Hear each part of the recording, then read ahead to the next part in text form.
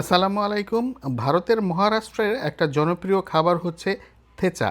এটা বলিউডের অনেক নায়ক নায়িকার বেশ পছন্দের একটা খাবার। আগে চলুন এটা দেখি কিভাবে বানাতে হয়, তারপরে না হয় বাকি কাহিনী। প্রায় 50 গ্রামের মতো কাঁচা বাদাম নিয়ে একটা কড়াইয়ের মধ্যে সামান্য টেলে নিব। সামান্য না, একটু ভালোই টেলে নিতে হবে যেন কাঁচা গন্ধটা দূর হয়ে যায় আর এর খোসাগুলো খুব সহজে ছাড়ানো যায়। চাইলে আপনারা খোসা সহ রান্না করতে পারবেন বা বানাতে পারবেন, আমি খোসা কিছুটা ফেলে দেওয়ার চেষ্টা করব। এরপর কড়াইতে 2 টেবিল চামচের মতো তেল নিয়ে নিব। তারপর অ্যাড করব রসুনের কোয়া। প্রায় 8-10টার মতো ব্যবহার করছি, ছোট সাইজের। এরপর 8-10টার মতো কাঁচামরিচ ব্যবহার করব। এই রেসিপিতে কিন্তু ঝালের পরিমাণ অনেক বেশি হয়, আমরা ঝাল কম খাই তাই কম ব্যবহার করছি। তেলের মধ্যে এই দুইটা জিনিস নরম হওয়া পর্যন্ত একটু ভেজে নিতে হবে।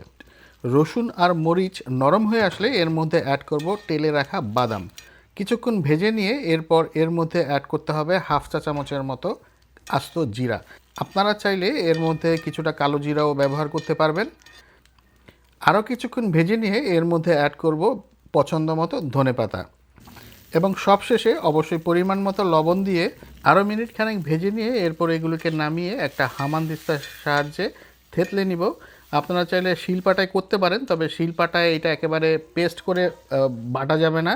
আবার যদি ব্লেন্ডারে করেন সেক্ষেত্রেও খেয়াল রাখতে হবে এটা যেন একেবারে মিহি পেস্ট না হয়ে যায়। হামানদিস্তায় বাটার সময় আমার কাছে মনে হয়েছিল এটার মধ্যে ধনেপাতা কুচি কিছুটা কম হয়েছে, তাই আমি আরও সামান্য কিছুটা ধনেপাতা অ্যাড করে নিয়েছি। আর ঝালের ব্যাপারটা একটু বলে দিই, আপনারা যারা অতিরিক্ত ঝাল পছন্দ করেন তারা আরও কিছুটা কাঁচামরিচ বাড়িয়ে নেবেন। আর এই ঝালটাকে ব্যালেন্স করার জন্য আমি এর মধ্যে একটা লেবুর 1/4 ভাগের রস দিয়ে দিব।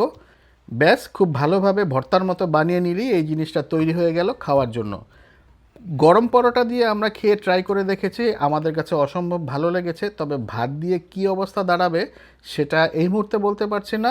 আপনারা বাড়িতে ট্রাই করলে অবশ্যই ভাত দিয়ে খেয়ে দেখবেন এটা খেতে কেমন লাগে।